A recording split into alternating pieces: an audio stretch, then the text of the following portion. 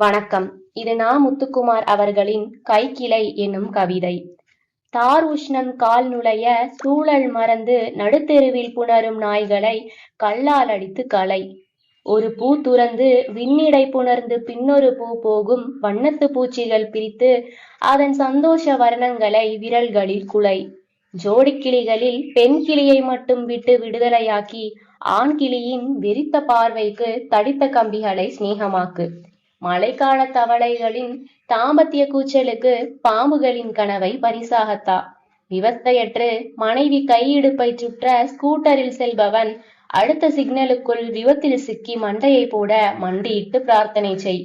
அக்கம் பக்கம் யாரும் இல்லை என்பதை உறுதிப்படுத்தி கொண்டு இப்போது சொல் துக்கம் தோய்ந்த சந்தோஷ குரலில், கோத்தா 40 வயசாச்சு எவனும் பொண்ணு தர மாட்டேங்கிறான். நன்றி.